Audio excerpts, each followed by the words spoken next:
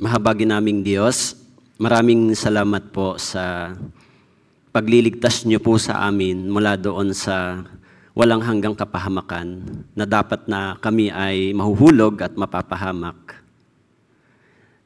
Nung unang panahon, nabuhay po kami para sa aming sarili, para sa lahat ng kasiyahan ng aming katawan, sa sarili naming pag-iisip at kagustuhan. Hindi po namin nalalaman noon na kami ay patungo sa walang hanggang kapahamakan.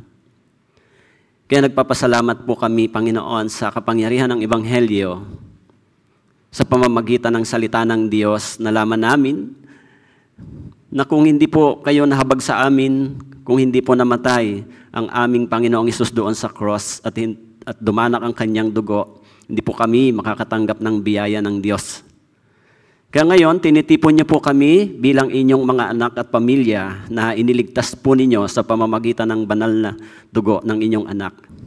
Kahit mahina po kami at kulang pa, kahit marami pa kaming mga bagay na hindi ginagawa para sa iyo, salamat sa biyaya ng Diyos, patuloy niyo po kaming iniingatan at inaalagaan hanggang sa kami ay lumago. Panginoon, pakibigay niyo po ang salita sa amin sa umagang ito. Pakilagay po ninyo ang salita sa bibig ng inyong lingkod. Buksan niyo rin po yung puso at isipan ng bawat brothers and sister upang kami ay matuto, maunawa namin kung anong aral ang dapat naming pinamumuhay bilang mga iniligtas sa pamamagitan ng inyong salita. Kaya pakisamahan niyo po kami, samahan niyo din po si Pastor Che na nagdi-deliver ng message sa Imus at si Evangelist Jonathan sa Lapidario Church. Lahat ng mga Pilipino pastors at mga missionary sa araw na ito, si Pastor Kim Joshua sa Kailaway, pakisamahan niyo po kami sa pagdi-deliver ng inyong salita. Gabayan nawa kami ng inyong espiritu sa araw na ito. Ito po ang aming dalangin sa pangalan ni Jesus. Amen. Okay po. So, kung may Bible po kayo, buksan po ninyo sa Roma. Okay, Roma chapter 7. Okay. So beginning verse 17 hanggang verse 20. Okay. Medyo gagamit lang po ako ng projector, palitan lang ho, pero mamaya iaalis ko rin po siya. Okay, Roma chapter 7 verse 17 hanggang 20. Okay po, kung nandyan na po kayo, sundan nyo lamang po at babasahin ko sa inyo. Okay po. Roma chapter 7, verse 17 hanggang 20. Subalit ngayon, hindi na ako ang gumagawa nito, kundi ang kasalanang nananatili sa akin. Sapagat nalalaman ko na walang mabuti na nananatili sa akin, sa makatwid ay sa aking laman. Ang pagnanais ng mabuti ay nasa akin, subalit hindi ko iyon magawa. Sapagkat ang mabuti na aking nais ay hindi ko ginagawa, ngunit ang masama na hindi ko nais ay siya kong ginagawa. In verse 20, sabay-sabay po tayo, 3-1. Subalit kung ang hindi ko nais ang siya kong ginagawa, ay hindi na ako ang gumagawa nito, kundi ang kasalanang nananatili sa akin. Okay. Ito po yung salita ng Diyos. So pag-aralan po natin dito kung ano po ba yung ibig sabihin ni Pablo dito sa kanyang isinulat. Actually, mababasa po natin dito yung ilang mga salita na napakahalaga po. Sabi dito ni Pablo, subalit ngayon, hindi na akong gumagawa nito, kundi ang kasalanang nananatili sa akin. Tama po? Sapagat nalalaman ko, walang mabuting nananatili sa akin, sa makatuwid ay sa aking laman. Ang pagnanais ng mabuti ay nasa akin, subalit hindi ko iyon magawa. Ano ba yung ibig sabihin ni Pablo dito? Sinasabi ni Pablo, may kasalanang nananatili pa rin sa kanya kahit siya ay isa ng ligtas. Ito po ay ang tinatawag na sinful nature. Meron ho ba kayo nito? Kaya yung topic po natin ngayon ay napakahalaga para sa mga Kristiyano. Okay po? The power of indwelling sin. Alam niyo po, kapag pinag-uusapan natin yung tinatawag na sinful nature, nagiging malaking problema po ito ng mga mananampalataya. Hindi lamang sa personal nilang buhay, maging sa loob din ng iglesia, ng church. Kaya, sinasabi dito ni Pablo na yung mga Kristiyano, okay, kapag dumadaan sila sa problema, hindi dahil sa personal nilang problema, kundi because of the sinful nature. Kasi sinabi ni Pablo, mayroon pang kasalanang nananatili sa akin. Sa inyo, meron ba? 2 beses niyang binanggit sa Romans chapter 7, verse 17 and verse 20. Sabi niya, hindi na ako ang gumagawa nito, kundi ang kasalanang nananatili sa akin. Bakit sinasabi ni Pablo na may kasalanang nananatili sa kanya? Alam niyo po, ito yung pinakamalaking struggle ng maraming born-again believer. Tama po? Yung sinful nature. Dalawa po kasi yan, tinatawag na, dalawa po yung sin, hindi ba? Yung tinatawag na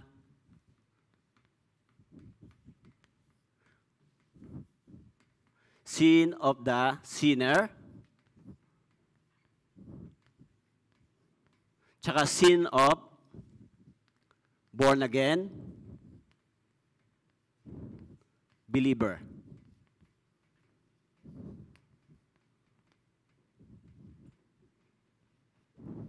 Tama po? Magkaiba ito, hindi ba? Sin of the sinner at saka sin of the born again believer, magkaiba yan. Magkaparehas ba yan? Kahit na ligtas na tayo, sabi ni Pablo, meron pa rin kasalanang nananatili sa akin. Ang inalis ng Panginoon sa atin, yung judgment sa sin. Tama po? Yung kahatulan para sa kasalanan ay inalis. Kaya kahit tayo iligtas na, sometimes meron tayong meron tayong sin, meron tayong disobedience, meron tayong problema sa personal nating Christian life, minsan sa church. Meron ho bang ganon? Maging si Pablo, sinabi niya, subalit kung hindi ko nais ang siya kong ginagawa, ay hindi na ako ang gumagawa nito, kundi ang kasalanang nananatili sa akin. Kaya sinabi niya, may kasalanang nananatili sa akin, sa aking katawan. This is your sinful nature. Kaya yung topic natin ngayon ay yung kapangyarihan ng kasalanang nananatili sa iyo. Alam niyo po, yung kasalanan ay laging problema sa pagitan ng Diyos at ng tao. Yung kasalanan din, lagi nagiging problema sa pagitan ng magulang at ng anak. Tama po? At minsan yung kasalanan ay nagiging problema sa pagitan ng church at ng mga brothers and sisters. Kaya minsan, dahil dito, nagkakaroon ng problema sa ating Christian life. Kasi kahit na anong gawin natin, ika nga yung sin ay built-in sa ating body, sa ating physical body. Hindi po yan mawawala hanggat hindi tayo pinapalitan ng bagong katawan. Kaya, ano ba yung nagiging resulta nito kapag ang isang mananampalataya ay nabubuhay sa tinatawag na worldly or sinful nature kapag nabubuhay ang isang Kristiyano? Actually, si Adan at si Eva, nang sila ay nag-commit ng kasalanan laban sa Diyos, nagsimula yung battle sa pagitan ng tao at ng Diyos. At dahil doon, sa pagkakasala ni Adan at ni Eva, tinanggal sa kanila yung blessing sa Garden of Eden. Naglakbay sila, pinalaya sila sa Garden of Eden. Naghintay sila ng pangako ng Diyos for 1,000 years. Sa panahon ni Noah, nang ang mga tao ay tumalikod sa kanilang conscience dahil wala pang law, hindi pa ibinigay yung 10 Commandments, because of sin, So ang ginawa ng Panginoon, nagpadala ng judgment through the flood. Sa panahon ng Sodom and Gomorrah, dahil ang mga tao din ay nag-commit ng kasalanan laban sa Diyos, pinaulanan din sila ng apoy at asupre. So nang ang mga Israelita, hindi rin sila sumunod sa pangako nila sa Panginoon, binigay sa kanila yung blessings. Sabi ng Panginoon, kung kayo ay susunod, kayo ay pagpapalain, subalit kung kayo ay hindi susunod, kayo ay susumpain. This is a condition. Sa una, sila ay lumakad sa pangako ng Diyos, pero sa pagdating ng panahon, sila ay tumalikod. Yung pangako ng Diyos na pagpapala sa kanilang physical ay binawi, inalis. Tumanggap sila ng matinding pagdurusa, tumanggap sila ng matinding pagtutuwid galing sa Diyos. At yung kalayaan nila sa pagsamba sa panahon panahon ni King Nebuchadnezzar ng Babylonian Empire, yung templo ay hinayaang mawasak at sila ay naging captives for 70 years. Bakit po? Because of their sin. Dahil sa kanilang pagsuway. Nang naglakbay po sila sa ilang, dahil sa hindi nila pananampalataya, ano po ang sabi doon? Yung 40 days ay naging 40 years. Nabasa niyo ho ba yon sa Biblia? Yung pangako sa kanila para makapasok sa promised land ay forfeited. Kaya sinabi ng Panginoon, 20 years old pababa sa inyo ang makakapasok, pero 20 years old pataas ay mamamatay sa ilang. Yung first generation, hindi nakapasok sa land of promise, maliban kay Josue at kay Caleb. Kinuha ng Diyos yung mga blessings na ibinigay sa kanila at sila ay ikinala sa iba't ibang panig ng mundo. For almost 2,000 years, yun yung kanilang pagdurusa. What about the church? What about the born-again believer? Paano naman tayo bilang isang iglesia? Kapag tayo ay gumagawa o hindi sumusunod, meron din ba tayong consequence? So, mahalagang ma-recognize natin na kahit tayo ay ligtas na, pero yung kapangyarihan ng sinful nature sa ating pagkatao, sa ating katawan bilang mananampalataya ay pwede pa rin siyang kumilos at gumawa. Kasi, hindi ba, minsan meron tayong nagagawang mali. Naintindihan niyo po? Hindi natin pwedeng underestimate yung kapangyarihan ng sinful nature. Bagamat yung kaligtasan mo ay mananatili, subalit yung kapangyarihan ng sinful nature, sisirain yung buhay Kristiyano mo, yung Christian life. At magkakaroon din niya ng problema sa iyong personal na relasyon sa Diyos, even sa church. Kapag sa loob ng church ang mga mananampalataya ay hindi rin sumusunod at hindi nagkakaisa at may kasalanan, hindi rin nagiging maganda at malakas yung isang iglesia. Kasi yan talaga yung plano ng dyablo. Gusto niya ang church hindi mabuhay ayon sa pananampalatayang ito. So, kaya doon po sa 1 Peter chapter 2 verse 11, sinabi po ni Pedro, mga minamahal, ipinapakiusap ko sa inyo bilang mga dayuhan na ipinatapon na kayo'y umiwas sa mga pagnanasa ng laman na nakikipaglaban sa kaluluwa. Yung pagnanasa ng laman na nakikipaglaban sa ating espiritu, sa ating kaluluwa. Kasi hindi ba, nung na-born again tayo, meron na tayong dalawang pagkatao. Meron na tayong espiritu sa ating katawan na buhay. Meron pa rin tayong physical na aspect o na aspeto o yung laman na tinatawag. Kaya ang dalawang ito ay laging naglalaban, nagbabanggaan sa ating panloob na pagkatao. Kaya sabi po ni Pedro, umiwas kayo sa pagnanasa ng laman na nakikipaglaban saan? Nakikipaglaban sa kaluluwa. Okay? Alam niyo po, yung mga Israelita, nang sila po ay sumuway at hindi sumunod sa salita ng Diyos, Sabi po sa Jeremiah chapter 5 verse 21, ano po ang naging dahilan? Sabi po, ang inyong mga kasamaan ang nagpalayo ng mga ito at ang inyong mga kasalanan ang nagsipigil ng kabutihan para sa inyo. So, dahil sa kanilang hindi pagsunod sa salita ng Diyos, pinigil ng Diyos yung kabutihan para sa kanila. Hindi nila natanggap yung blessings dahil sa kanilang paglayo at hindi pagsunod. Kaya sabi po, hindi lang yon sa awit 107 verse 17, sabi po, mga mangmang dahil sa daan ng kanilang mga kasalanan, dahil sa kanilang mga kasamaan ay nagdadanas ng kahirapan. Kaya yung mga Israelita, nung hindi sila sumunod, nagdanas sila ng kahirapan. Nagdusa sila for 2,000 years. Yan ang sinasabi ng Biblia dahil sabi po, yung Diyos ay banal at matuwid. Once na yung kabanalan at katuwiran ng Diyos ay nagiging problema ng isang Kristiyano because of sin, ito ay poproteksyonan ng Diyos.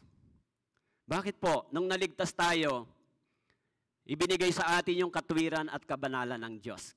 Ginawa tayong banal. Ginawa tayong matuwid sa pamamagitan ng ating Panginoon. Nilinis na tayo. Ngayon, kung tayo ay babalik sa dati nating kalagayan o hindi tayo susunod, yung kabanalang ito at katuwiran ng Diyos ay magiging problema sa ating panloob na pagkatao. Magiging struggle po ninyo yon bilang mga totoong ligtas na mananampalataya. Kaya yung mga kabataan, struggle sila sa impluensya ng sanlibutang ito. Tama po? Kahit ligtas na. Bakit po? Because of sinful nature. Kaya sabi po, yung mga Israelita, dahil sa kanilang pagsuway, pinigil ng Diyos yung kabutihan, nagdana sila ng problema at kahirapan. Kaya sa Galatians chapter 5, verse 16 and 17, sabi po, subalit sinasabi ko, lumakad kayo ayon sa Espiritu, huwag ninyong bigyang kasiyahan ang mga pagnanasa ng laman. Galatians 5:17, sapagkat ang laman ay nagnanasa laban sa Espiritu, at ang Espiritu ay laban sa laman. Sapagkat ang mga ito ay laban sa isa't isa, upang hindi ninyo magawa ang mga bagay na nais ninyong gawin. Sabi po ni Pablo, lumakad kayo ayon sa Espiritu, huwag bigyang kasiyahan ang pagnanasa ng laman. Sapagkat ang laman ay nagnanasa laban sa Espiritu. Yung Espiritu rito ay capital letter. This is the Spirit of God. At ang Espiritu ay laban sa laman. Kailanman hindi po ito magkakaroon ng pagkakaisa. Kailanman hindi po yan magkakasundo. Tama po? Kailanman yung laman at Espiritu ay hindi magkakaisa. Lagi itong magkasalungat. Subalit kung hindi tayo ligtas, nabubuhay ang mga taong hindi ligtas sa makasanlibutan at sa laman. Kaya walang problema sa kanila. Kahit mabuhay sila sa kasalanan, magpatuloy sila sa kanilang kalagayan, walang problema sa kanila sapagkat walang espiritong laban sa kanilang panloob na pagkatao. Pero once na naborn again na tayo, ipinanganak na tayo sa espiritual na kapanganakan, magsisimula na yung battle sa ating panloob na pagkatao. Kaya sabi ni Pablo, huwag na kayong lumakad sa pagnanasa ng laman. Lumakad kayo sa pagnanasa ng Espiritu. Ano yung ninanasa ng Diyos para sa atin? Yun ang dapat nating lalakaran.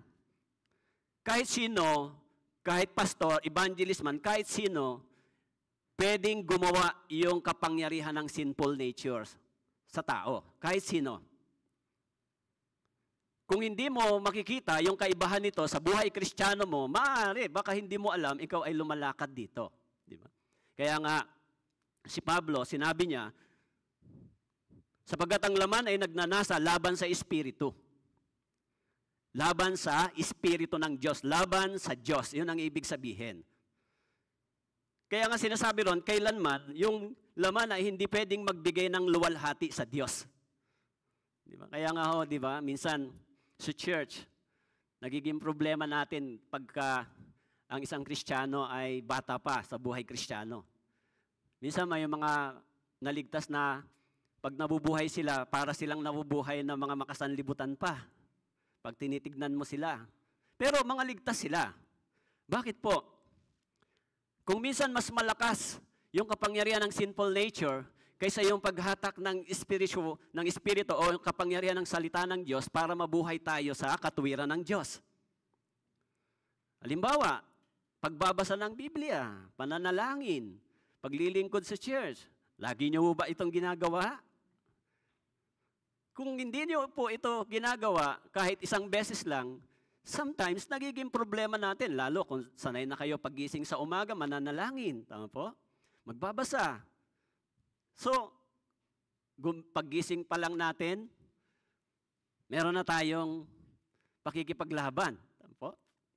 Sabi ni Pablo, sabi po niya, sapagkat ang laman ay nagnanasa laban sa Espiritu.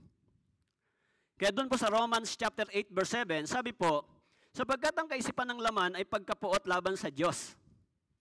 Sapagkat hindi ito nagpapasakop sa kautusan ng Diyos ni hindi nga maaari. Alam niyo po, sabi po dito ni Pablo, ang kaisipan ng laman ay laban sa Diyos. Sa English version, ginamit yung enmity, yung pagkapuot sa Diyos, enmity to God. Magkaiba yung enmity at saka yung enemies. Tama po. Yung pagkapuot sa Diyos, kailanman wala pong reconciliation because still the sin ay laging laban sa Diyos. Pero yung enemies of God, pwedeng may reconciliation. Dati tayo ay kaaway ng Diyos, tama po? Dati tayo ay kaaway ng Diyos. Pero because of Christ, through the Jesus Christ, nagkaroon tayo ng reconciliation sa Diyos. Sa pamamagitan ni Jesus, nagkaroon tayo ng pakikipagkasundo sa Diyos. Kaya dati tayong kaaway, subalit nang tayo ay naligtas, ibinibilang niya tayo bilang kanyang anak. But before, sabi ng Biblia, dati tayo ay kaaway ng Diyos. Sabi po doon sa Romans chapter 1 verse 18. Nakasulat po doon. Romans chapter 1 verse 18. Sabi po dito, sapagkat ang puot ng Diyos ay nahayag mula sa langit, laban sa lahat ng kalikuan at kasamaan ng mga tao, na sa pamamagitan ng kanilang kasamaan ay pinipigil ang katotohanan.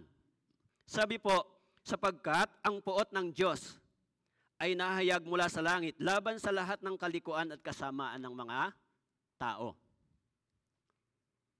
Yun po yung sinabi ng Biblia. Yung puot ng Diyos because of sin. Tama po? Ang Diyos ay napupuot sa sin. Subalit sa mga kasalanan, ang Diyos ay nahahabag. Kaya tayo, bago tayo nagkaroon ng panunumbalik sa Diyos, natanggap natin yung habag ng Diyos. Sa pamamagitan ni Jesucristo, nagkaroon tayo ng reconciliation sa Diyos na tayo ay dati kaaway ng Diyos. Dati gumagawa tayo ng mga bagay na laban sa Diyos, na ayaw ng Diyos. Dati tayo nabubuhay sa ganito. Subalit, nang tayo po ay tumanggap ng biyaya at habag, nagkaroon tayo ng pakikipagkasundo sa Diyos sa pamamagitan ng ating Panginoon. Kaya nga, si Abraham tinawag ng Diyos na kaibigan ng Diyos. Bakit po? Si Abraham ay naging malapit sa Diyos. Tayo rin, nang tayo po ay naging anak ng Diyos, nang tayo po ay nagkaroon ng pakikipagkasundo sa Diyos sa pamamagitan ni Kristo, tayo rin po ay naging malapit sa Diyos. Kung tayo po ay mas malapit sa Diyos, mas malapit sa salita ng Diyos, tayo ay papalayo sa mga bagay na impluwensya ng sanlibutan ito. Kaya hindi natin dapat i-underestimate yung tinatawag na sinful nature. Kaya yung mga Kristiyano minsan, kahit born again na, may problema pa rin sa loob ng church. Tama po? Kung wala ng sinful nature, wala na tayong problema. Peace na lang lagi. Di ba? Lagi na lang maganda yung samahan. Kaya sabi po dito ni Pablo, yung kasalanang nananatili sa akin, sabi niya, nalaman niya, na-discover niya na kahit siya ay sinang nangangaral, andoon pa rin yung sinful nature sa kanyang katawan. Gumagawa pa rin. Okay po? So, yung enemies of God ay kung paano ito idinil ng Diyos through the blood of Jesus. Dati tayo'y kaaway ng Diyos.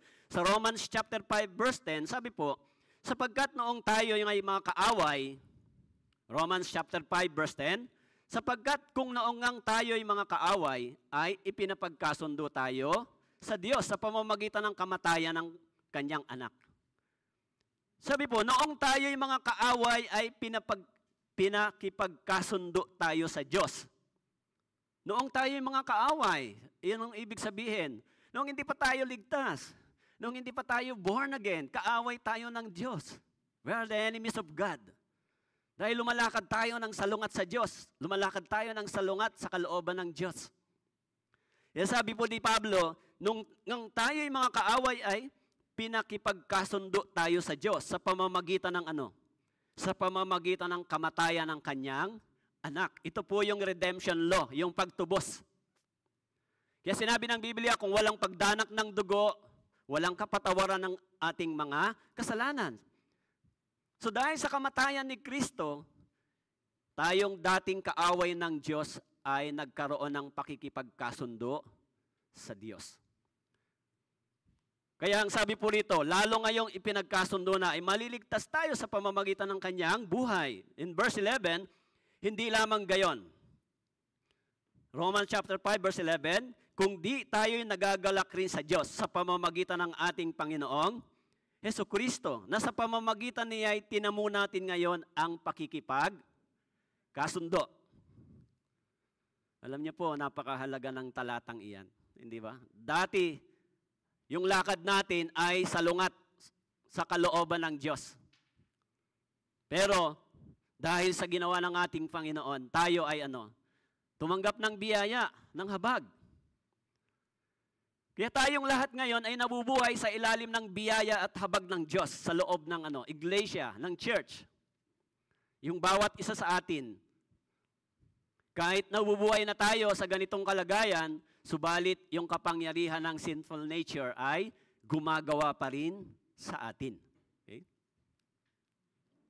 Kaya sabi po doon sa Ecclesiastes chapter 7 verse 20, tunay na walang matuwid sa lupa na gumagawa ng mabuti na hindi nagkakasala. Mangangaral, Kabanatang 7, talatang 20, tunay na walang matuwid sa lupa na gumagawa ng mabuti na hindi nagkakasala. Alam niyo po, sabi po rito, kahit tayo ay naging matuwid sa paningin ng Diyos at ginawang banal, meron pa rin tayong sometimes meron pa rin tayong sin. Meron pa rin tayong disobedience. Naintindihan niyo po? Lagi ba kayo sumusunod? Lagi ba kayong naglilingkod sa Panginoon? Lagi ba? Lagi ba tayong gusto manalangin at magbasa ng Biblia? Lagi ba natin ito ginagawa? Masunurin ba tayo lagi? Kailanman hindi ba tayo sumusuway? Sometimes, di ba? Meron tayong ganitong pagkatao o karakter. Kahit tayo ay mga ligtas na. Kaya nga, lagi tayong pinapaalalahanan ng salita ng Diyos. Lagi tayong nakikinig ng mensahe ng salita ng Diyos para tayo sanayin, turuan, hubugin, sawayin. In 2 Peter o 2 Timothy chapter 3, verse 15, ang salita ng Diyos ay nagagamit sa pagtuturo, pagsaway, pagtutuwid, at pagsasanay. Kasi kung wala ng sinful nature, wala na tayong problema ngayon, di ba? Lahat tayo mabait na. Lahat tayo may peace, peaceful sa isa't isa. So walang problema yung church. Dahil wala nang kumikilos na ibang espiritu, okay na ang lahat. Pero dahil nandito pa tayo sa katawang ito, nakikipaglaban tayo sa kalagayan ng ating laman. Okay? Kaya sabi po dito, dahil ang mga Israelita nang sila ay hindi sumunod, naging kaaway sila ng Diyos. Nang lumaban sila sa Panginoon, sa salita ng Diyos, tinanggal ng Diyos yung pagpapala sa kanila. Yung blessings na ibinigay sa kanila physically, yung ibinigay sa kanilang magandang bansa, ibinigay sa kanilang magandang buhay, binawi ng Diyos. Bakit po? Dahil sa kanilang pagsuway. Yung kapayapaan sa kanila ay inalis. Pinasakop sila sa iba't ibang panig ng mga bansa. Ginawa silang alipin. Ano po ang dahilan? Dahil sa kanilang hindi pagsunod o pagsuway. Sin, ang problema nila. Nabasa niyo ba sa Bible? Yung history? Kaya, meron 3 bagay na na-discover si Paul kung saan ang kasalanan ay gumagawa. Okay? Una, sinasabi po doon sa Genesis chapter 6 verse 5, nakita ng Panginoon na napakasama na ng tao sa lupa at ang bawat haka ng mga pag-iisip ng kanyang puso ay palagi na lamang masama. Una, sa Genesis, na-discover ang kasalanan ay nagmumula. Saan po? Sabi rito, ang kanyang puso ay palagi na lamang masama. At pagdating sa Jeremiah chapter 17 verse 9, sinabi ni Jeremiah, ang puso ay mandaraya kaysa lahat ng bagay. Lubang napakasama. Sino ang makakaunawa nito? Yung puso. Sabi ng Panginoon sa Jeremiah chapter 17 verse 10, akong Panginoon ay sumisiyasat ng pag-iisip at sumusubok ng puso upang ibigay sa lahat ng ayon sa kanilang mga lakad, ayon sa bunga ng kanyang mga gawa. Kumusta po yung inyong puso sa Panginoon? Mainit pa ba? O malamig na? O malapit nang matulog? Alam niyo po, ang problema ng mga Kristiyano, baligtad pag hindi po kayo mainit sa salita ng Diyos. Kapag matagal na po kayong ligtas, habang tumatagal, ang puso po ninyo ay lumalamig sa Panginoon. Nawawala yung gana maglingkod, magbasa, manalangin, nawawala po yan. Lalo kung mas malakas na yung impluensya sa inyo ng sanlibutan. Wala na kayong nararamdamang kagalakan para mag-spend pa ng time, mag-sacrifice, gumawa ng maraming bagay para sa Diyos. Habang tumatagal, because of sinful nature and sometimes because of struggles, trials, persecution, problem na na-encounter, yung puso ay unti-unti nanlalamig sa Panginoon. Habang tumatagal, kapag hindi niyo po napansin yon, kung hindi niyo po napapansin yon, ang puso unti-unting tumitigas sa salita ng Diyos.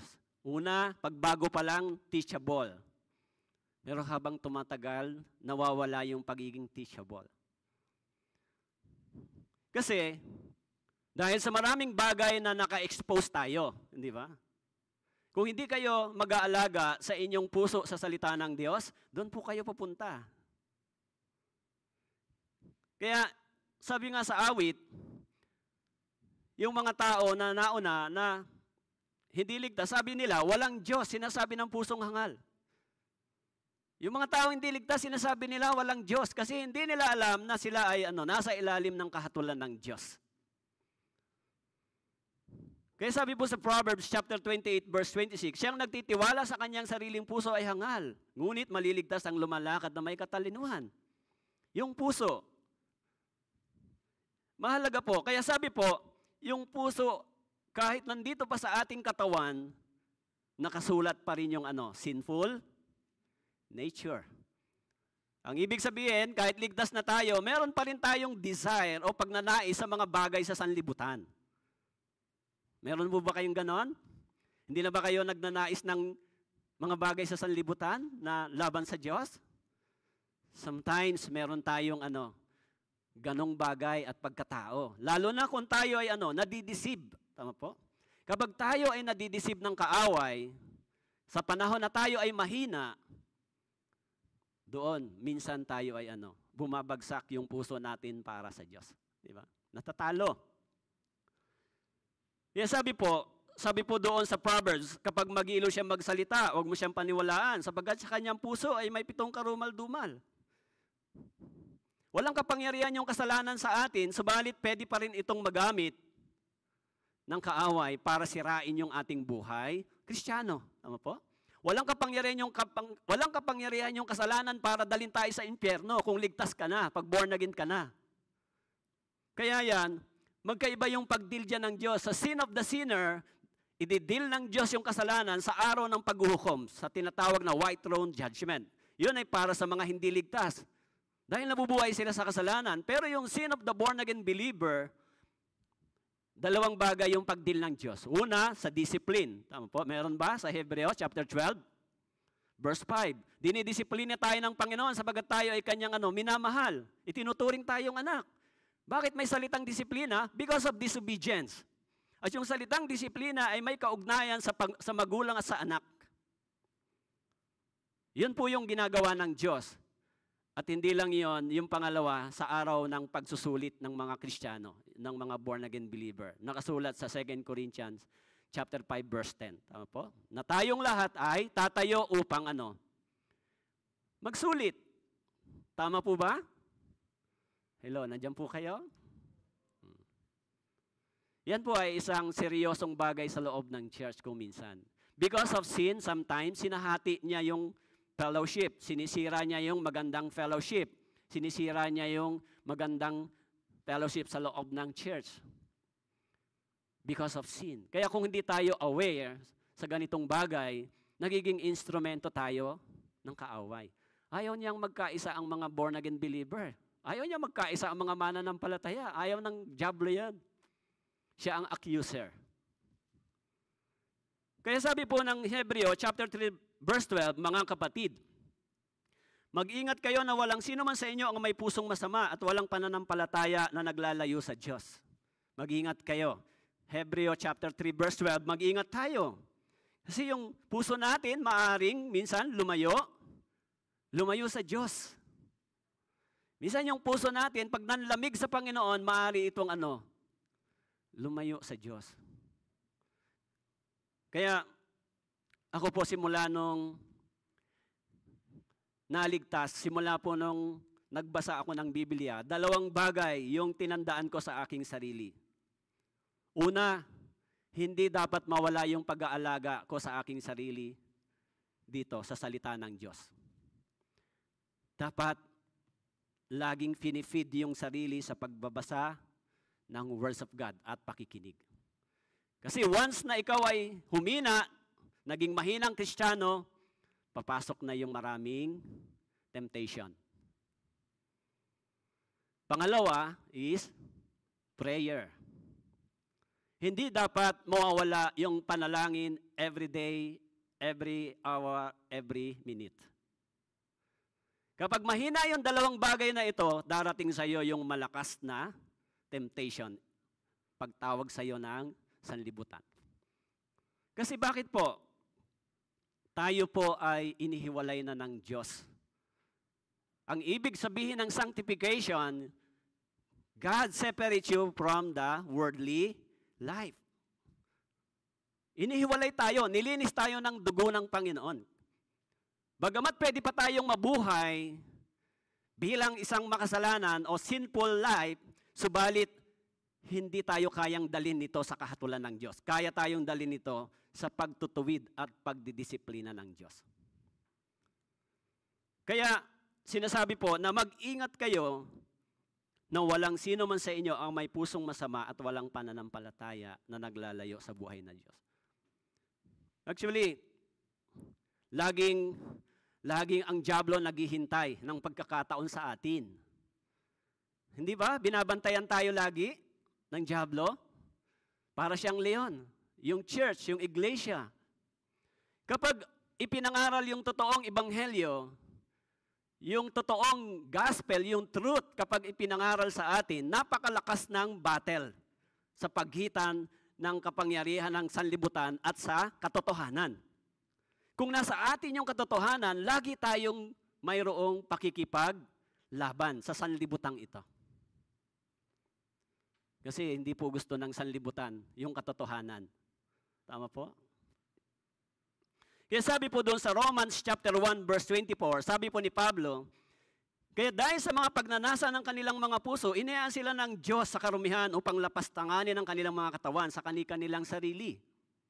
Dahil sa pagnanasa ng kanilang puso, inayaan sila ng Diyos sa karumihan. Yung ninasa ng kanilang puso ay hindi para maluwalhati ang Diyos. Ninasa ng kanilang puso ay laging salungat sa kalooban, kabanalan at katwiran ng Diyos. Lalo na po yung mga lesbian sa ating panahon, di ba? Ayaw nilang nasain yung kalooban ng Diyos. So dahil gusto nilang palitan yung kanilang identity, hinayaan sila ng Diyos dahil yung puso nila ay dito nagnanasa. Kaya yung mga Israelita, dahil ninasa nila yung pagsuway sa Diyos, hindi sila mapigil, hinayaan sila ng Diyos. Kaya hanggang sa pumunta sila saan? Sa pagdidisiplina, hanggang ikalat sila ng Panginoon sa iba't ibang panig ng mundo for 2,000 years dahil sa pagnanais nilang iwan yung pangako ng Diyos. Yung church maaring ganon mangyari. Kaya sabi po, hinahayaan sila ng Diyos. Ngayon, paano tayo makakaligtas dito? Actually, sabi po doon sa Ezekiel chapter 36 verse 26, sabi po, bibigyan ko kayo ng bagong puso. Lalagyan ko kayo ng bagong espiritu sa loob ninyo. Aking aalisin ang batong puso sa inyong laman at aking bibigyan kayo ng pusong laman. Aking ilalagay ang aking espiritu sa loob ninyo, palalakarin ko kayo ng ayon sa aking mga tuntunin at magiging maingat kayo sa pagsunod sa aking mga batas. Kaya yung lahat ng mga na-born again, sa pamamagitan ng kapangyarihan ng ebanghelyo ng salita ng Diyos, binigyan sila ng bagong puso. Sabi sa Ezekiel, bibigyan ko kayo ng bagong puso. Lalagyan ko ng espiritu sa loob nyo. Aking aalisin ang batong puso sa inyong laman. Meron ho bang batong puso? May pusong bato ho ba? Ang ibig sabihin ng pusong bato, yan po ay unteachable. Hindi po yan masunurin. Yung pusong bato, hindi po yan sumusunod. Kasi matigas talaga yung kanilang ulo at puso. Lalo na yung mga non-born again, hindi sila kayang sumunod. Pero yung mga born again believer, nang sila ay naligtas, binigyan sila ng bagong puso. Binago ng Diyos yung dati nilang pagkatao. Yung dati nilang masuwaying puso, batong puso, ay ginawang pusong laman. Ang ibig sabihin, naging masunurin, teachable yung kanilang heart sa salita ng Diyos. Kaya kung ganun yung kanilang puso, na-experience nila yung biyaya ng Diyos everyday. Kaya sabi po, aking ilalagay ang aking espiritu sa loob ninyo, palalakarin ko kayo ng ayon sa aking mga tuntunin. Pero nung una, sabi ng Biblia, yung pusong ito ay sabi ni Jeremiah chapter 17 verse 9, ang pusong ito ay mandaraya. Deceiver.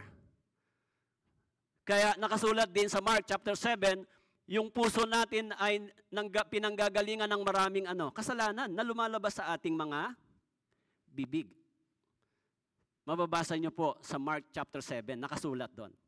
Kaya nung hindi pa tayo born again, ang kalagayan ng ating puso ay tinatawag na pusong bato. Mahirap pasunurin at turuan. Yan po ay pusong bato. Pero yung mga pusong na born again, sabi po, binigyan sila ng pusong laman, kaya yung laman ay malambot, heart, is very soft. It is very easy turuan at madaling sumunod. Nung mga hindi pa tayo ligtas, matigas talaga ulo natin, di ba? Madali ba kayong sumama? Madali ba kayong naniwala? Yung iba nga, 5 Bible seminar na, di pa naliligtas. Dahil matigas talaga yung puso. O yung isang sister, nag-testimony siya, bago ako naligtas, 5 times ako sa Bible seminar. Kung ganon, talagang matigas yung puso niya, di ba? Paulit-ulit yung judgment, paulit-ulit yung gospel, paulit-ulit yung paalala, 5 times. Di ba? Sa mga non-born again, madali lang yung salvation. Pag sinabi mo, tanggapin mo si Kristo, tapos na yon, okay na. Aminin mo lang makasalanan ka, tapos tanggapin mo si Kristo, tapos na yon. Definition nila, ligtas ka na. Sa atin, Bible seminar, 5 araw, 2 hours per day. 5 araw nang nakikinig, hindi pa naligtas. Samantalang, sa mga non-born again na churches, siguro 30 minutes lang, Romans Road lang, simple lang yan, aminin mo makasalanan ka, tanggapin mo si Kristo, tapos na. Sa atin, 5 araw na pinangaral yung ebanghelyo, sinundo mo na, pinakain mo na, tinuruan mo na, hindi pa rin maligtas. Dahil yung puso nila ay pusong bato. Kaya mahirap basagin yon ng salita. Kailangan words of God. Tama po? Kayo po, ang puso nyo ba, bato pa rin hanggang ngayon? O anong klaseng bato? Pag na-born again tayo, Yung puso natin dapat ay soft. Lalo na dito sa words of God. Kasi kapag hindi ganon, yung biyaya at yung blessings ng Panginoon, hindi natin matanggap. Ayaw pumasok sa loob ng ating puso, sa ating espiritu. Bakit po? Kasi yung ating puso ay bato, sarado. Ayaw tumanggap ng pagtuturo. Yan sabi po ni Ezekiel, dapat bigyan tayo ng bagong puso. May bagong puso na ho ba kayo? Meron na po? Baka luma na ngayon, Alam niyo po, habang tumatagal tayo sa church, bilang mga Kristiyano, habang tumatagal, tumitindi rin yung mga trials, pagsubok, temptation, galing sa sinful nature. Kasi ganito ang dyablo, everyday nakikiusap siya na, please, bumalik ka sa akin. Bumalik ka sa dati mong pagkatao, bumalik ka dating kasama tayo, dati tayong kakampi mo ako, dating ikaw ay gumagawa para sa akin. Ganyan yung dyablo, everyday nakikiusap siya na tayo ay bumalik sa dating ginagawa natin para sa kanya. Everyday. Pagising mo pa lang sa umaga, may temptation na, magbabasa ba ako? Hindi. Mananalangin ba ako? Hindi. Pag nanalangin ka ng Biblia, ang dyablo naman ay galit sa'yo. Pag nagbasa ka ng Bible sa umaga, ang dyablo naman ay galit na rin sa'yo. Tama po? Pero ang Diyos nagagalak sa atin. Kapag tayo sumusunod, ang dyablo ay nagagalit.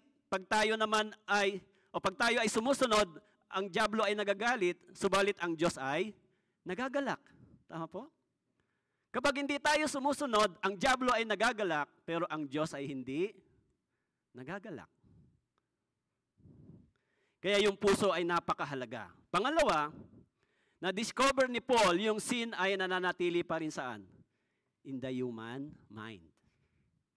Sabi niya, palibhas ay hindi nila minabuting kilalanin ng Diyos. Hinayaan sila ng Diyos sa isang mahalin na pag-iisip upang gawin ang mga bagay na hindi nararapat. Nakapag-isip na ho ba kayo ng hindi maganda sa tao, sa kapwa? Pastor, kailanman hindi ako nag-isip ng hindi tama sa kapwa. Kahit sa brothers and sister, lagi maganda ang pag-iisip ko para sa kanya eh. Talaga? Grabe. Napakabuti mo naman, napakabait mo. Talagang selyado yung mind mo, hindi pwedeng mapasok ng negative thoughts. Wala pong ganon. Every day sa ating mind, laging may temptation. Tama po? Sometimes yung mind natin naghihinala ng hindi naman dapat. Tama po? Maging sa church. Minsan yung mind natin, pag ginagamit ng dyablo, nagiging mali yung interpretation natin sa church, sa mga brothers and sisters. Hindi tayo nakikipag-confide na, ay, buti siya, ang sipag niya, tularan ko siya, ganon din ako. Hindi tayo ganon mag-isip. Ang iniisip natin minsan, pag siya ay effective, masipag, minsan maaaring isipin natin, hayaan mo na, sila na lang. Pero hindi ganon ang church, mga brothers and sisters.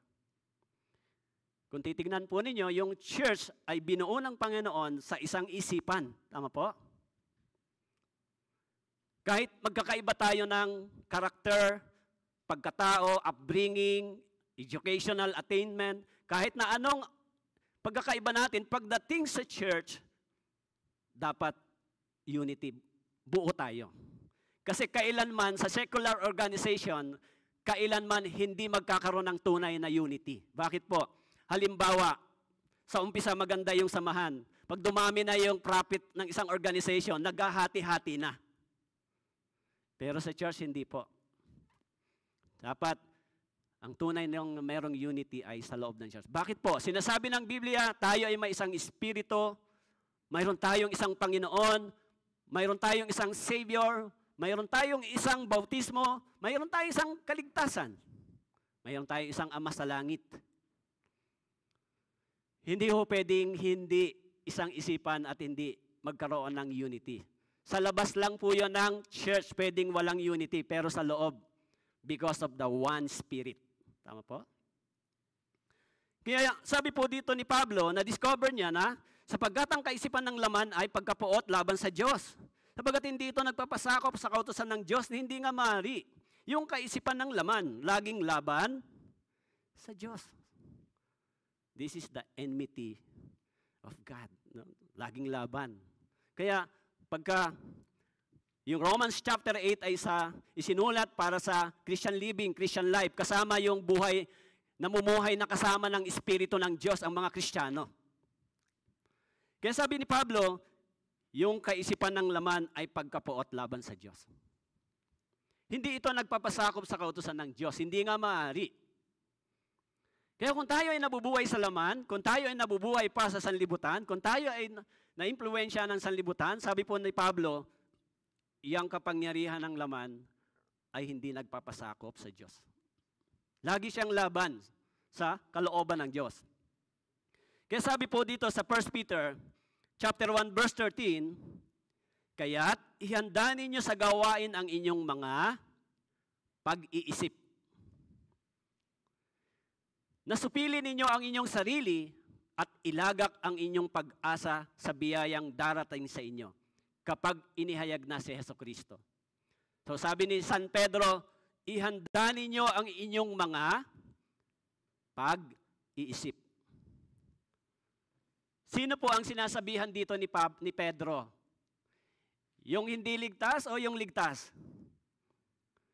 Ito po ay mga born again, believers, tama po? Sinabihan ni Pablo yung mga Kristiyano, ihanda ninyo ang inyong mga pag-iisip. Supili ninyo ang inyong sarili. Supilin. Bakit po? Bakit sinabi ni Pablo, supili niyo ang sarili? Kasi yung ating katawan kung minsan ay laban sa kagustuhan ng ating espiritu. So, kayo lang ba yung dumadaan sa ganyan? Kami rin. Bilang mga pastor, bilang mga manggagawa, tinutokso din kami ng sanlibutang ito at ng laman. Subalit kung ikaw ay malapit sa Diyos, nagbabasa, nakikinig at sumusunod, yung mga bagay na ito ay mabilis mong ma-identify. Kaya nga, sinabi nung awit 119, verse 118, buksan mo, Panginoon, ang aking mga mata. Buksan mo upang makita ko yung mga bagay, yung kalooban mo upang makita ko. Buksan mo yung aking mga mata. Kasi kung hindi natin makikita kung anong kalooban ng Diyos, lalakad tayo sa sarili nating kalooban. Kaya sabi po dito, tulad ng mga masunuring anak, 1 Peter chapter 1 verse 14, huwag kayong gumaya sa masamang pagnanasa ng inyong kamangmanga noong una. Noong una, hindi tayo masunurin sa salita ng Diyos. Noong una, sumasalungat tayo. Noong hindi pa tayo born again, ayaw natin tanggapin yung aral at yung turo na ito galing sa Biblia. Pero naniniwala sa Diyos. Noong unang panahon, hindi tayo nakikinig ng Biblia. Hindi tayo nag-aaral ng Biblia, hindi tayo nagbabasa, hindi tayo tinuturuan ito noong unang panahon. Pero nung naligtas tayo, na born again, sabi ni Pedro, ngayon, sabi niya, ang inyong mga pag-isip, ihanda ninyo, supilin niyo ang sarili, ilagak ang inyong pag-asa. Tulad ng masunuring anak, huwag kayong gumaya sa masasamang pagnanasa ng sanlibutang ito. Kasi po, bakit po? Magkaiba na yung direksyon ng ligtas at saka ng hindi ligtas. Sabi ng Biblia, yung mga hindi ligtas, papunta sila sa pasama ng pasama yung kanilang kalagayan. Yung mga ligtas naman, pumupunta sila sa pagdurusa, sa trials, mas nahihirapan yung kanilang buhay Kristiyano. Subalit yung tulong ng Diyos natatanggap nila. Yung biyaya ng Diyos. Kahit dumadaan sila sa maraming kahirapan, pagsubok at pagdurusa. Dahil sumusunod sila, yung puso nila ay teachable at humble, sumusunod sila, so tinutulungan sila ng Diyos. Habang lumalakad sila sa kalooban ng Diyos. Habang nagdurusa yung mga Kristiyano dito sa lupang ito, yung mga masasama at diligtas, nagsasaya sa sanlibutang ito.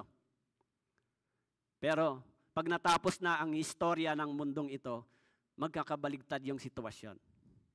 Yung mga Kristiyanong nagdusa, nagtiis, naglingkod sa Panginoon, pagpunta sa langit, magagalak at magsasaya. Yung mga taong nabuhay sa sanlibutang ito, nagsaya sa sanlibutang ito, sa kabilang buhay, doon sila magdurusa. Iba na yung sitwasyon. Ngayon, bilang mga anak ng Diyos, nahirapan tayo, nagdurusa tayo, kung minsan, dumadaan tayo sa maraming kahirapan, trials, pero kung ang puso natin ay humble, teachable, nakakatanggap tayo ng biyaya ng Diyos. Nakakapanalangin tayo, nakakahingi tayo ng lakas sa Panginoon. Pero kung hindi po gano'n ang inyong puso, ang inyong panalangin ay laging mayroong hadlang. Ano po yon? Sabi ng Isaiah chapter 59, ang inyong mga panalangin o ang inyong kasalanan ang siyang nagiging hadlang sa inyong mga panalangin sa Diyos. Sabi po dito, in Romans chapter 12 verse 6, magkaisa kayo ng pag-iisip. Huwag ninyong ituon ang inyong pag-iisip sa mga palalong bagay, kundi makiayon kayo sa mga bagay na may kapakumbabaan, huwag kayong magmagaling sa inyong mga sarili. Ano po ang sabi ni Pablo? Magkaisa kayo ng pag-iisip. Magkaisa. Yan yung napakahalagang mangyari sa loob ng church, ng iglesia.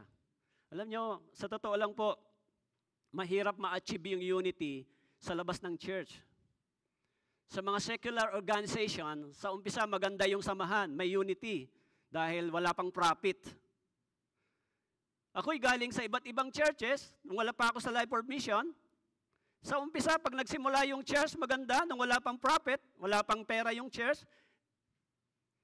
Pero pag dumami na yung tao, mayroon ng income ang church, maayos na, may pera na, nagsisimula na yung problema. Bakit po? Kapag yung pastor ay nagkaroon ng interest sa material na bagay, at itong mga tao naman na iba na nag-i-interest na rin, kung ayaw na, hiwalay na. Ayaw na namin, i-divide na yung church. Yan ay nangyari ng maraming beses sa tinatawag na non-born again church.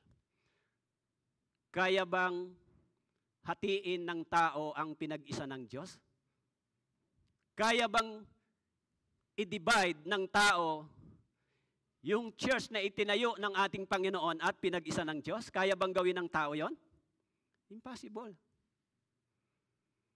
Kapag ang isang church ay itinayo sa ibabaw ng ebanghelyo, sa ibabaw ng salita ng Diyos, sa ibabaw ng katotohanan, at itinayo ito, sabi po ng Panginoon, I will build my church.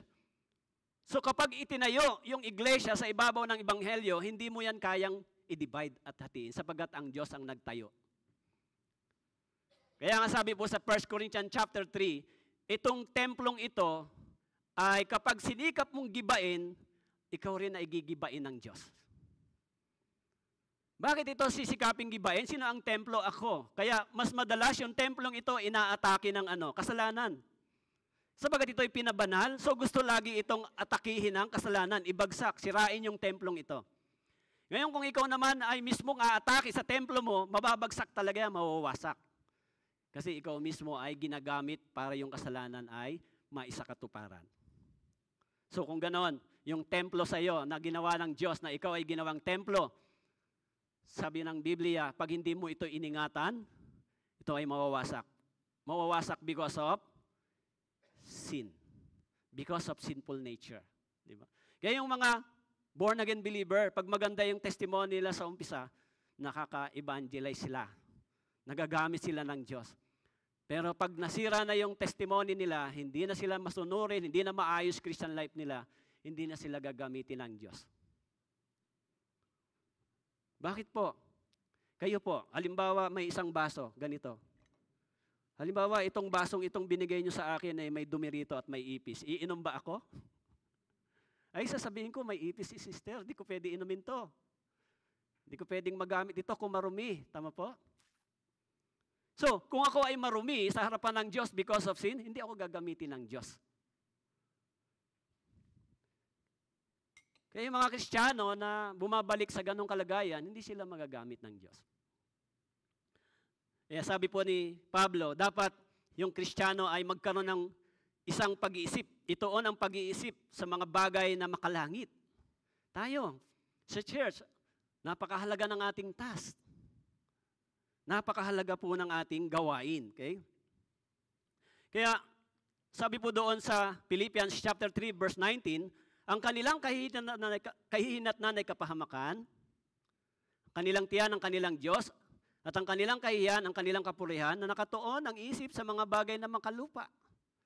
Yung mga taong makasanlibutan, nakatuon ang isip sa mga bagay na makalupa. Kaya sa Colossians chapter 1 verse 21, sabi po, kayo'y dati hiwalay, mga kaaway sa pag-iisip.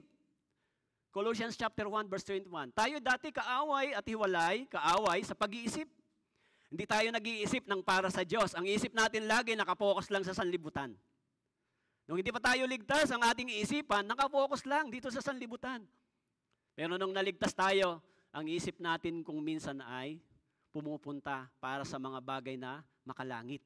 Opo. Kaya ho, yung mga born-again believer na totoong ligtas, minsan mapapansin niyo po sa inyong sarili, sa inyong Christian life. Mag-struggle kayo.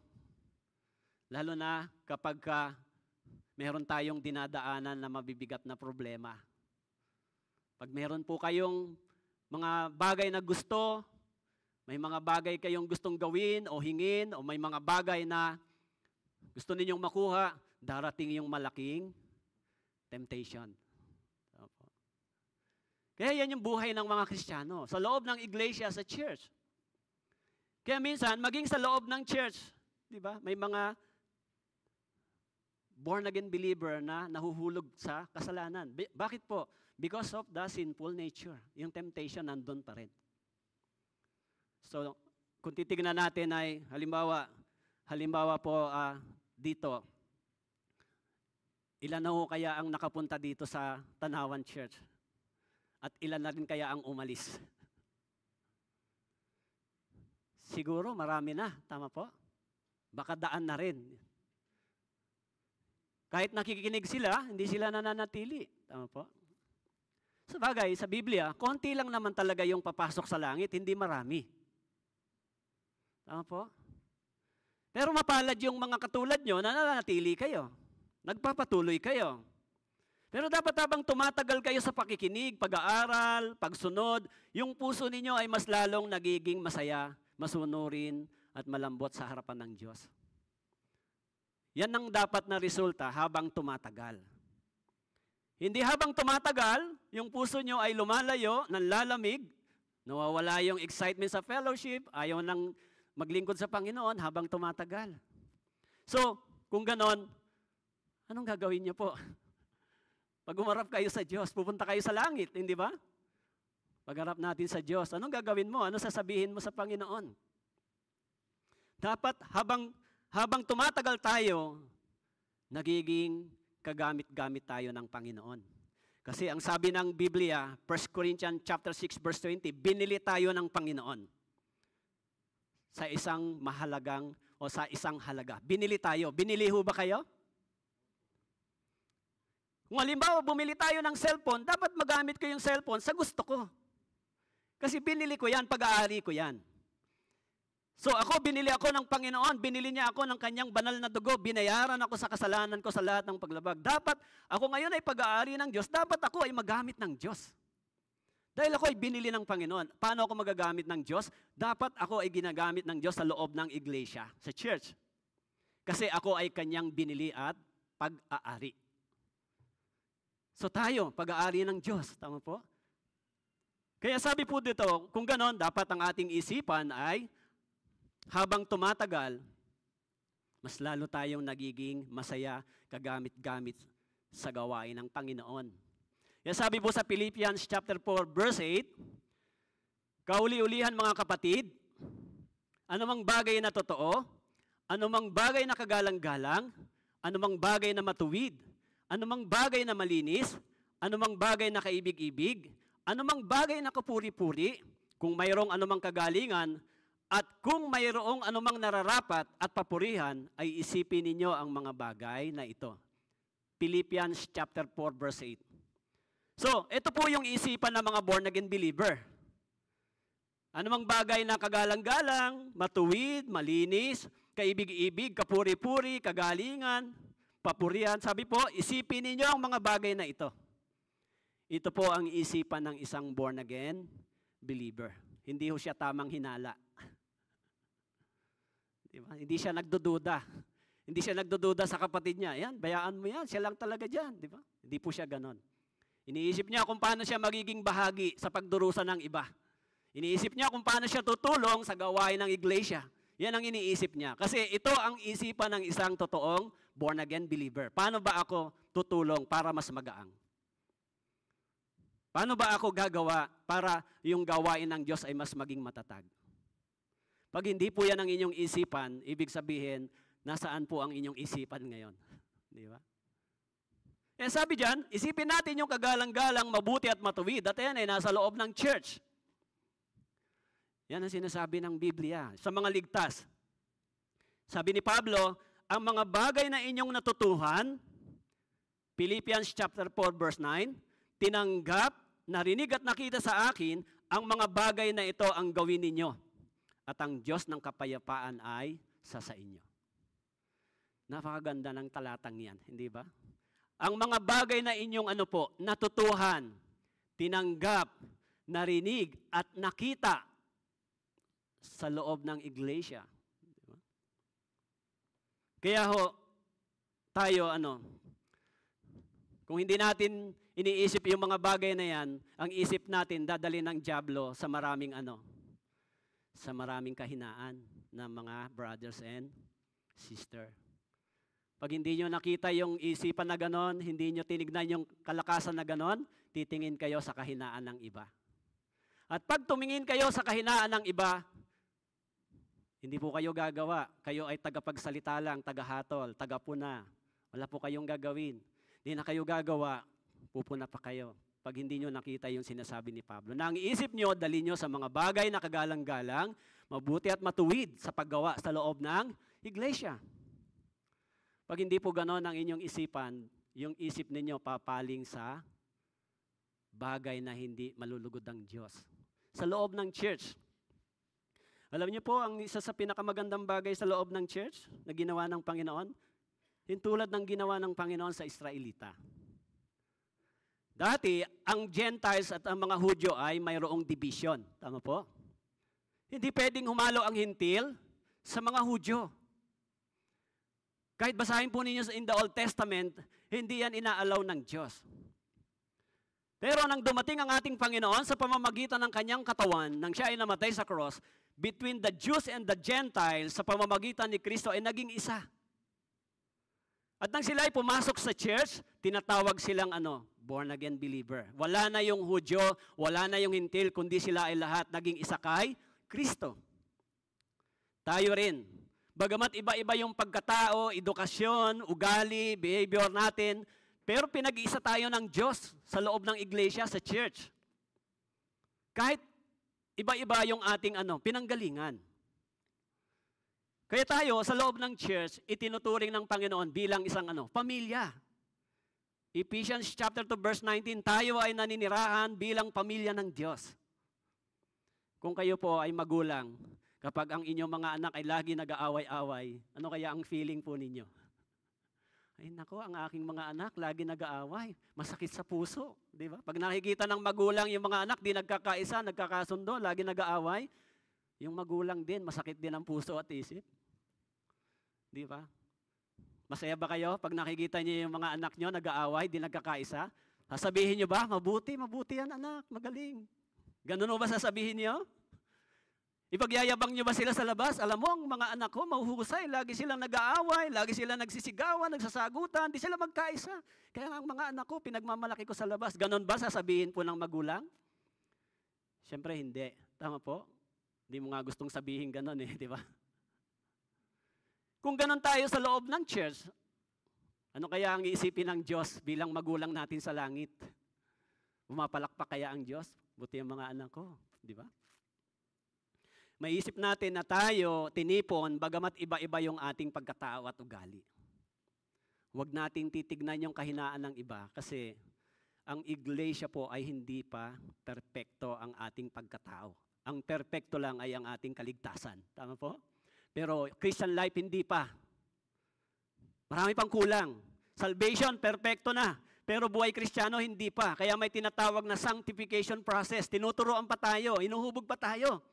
Yung ating pagkatao, yung ating ugali, inuhubog pa ng Biblia na salita ng Diyos. Kaya kung tayo ay masunurin, nagpapasakop, gumagawa, madaling matututo po yan at lalago. So yung una, sinabi ni Pablo, nakita niya ang kasalanan ay gumagawa sa puso pa rin ng tao.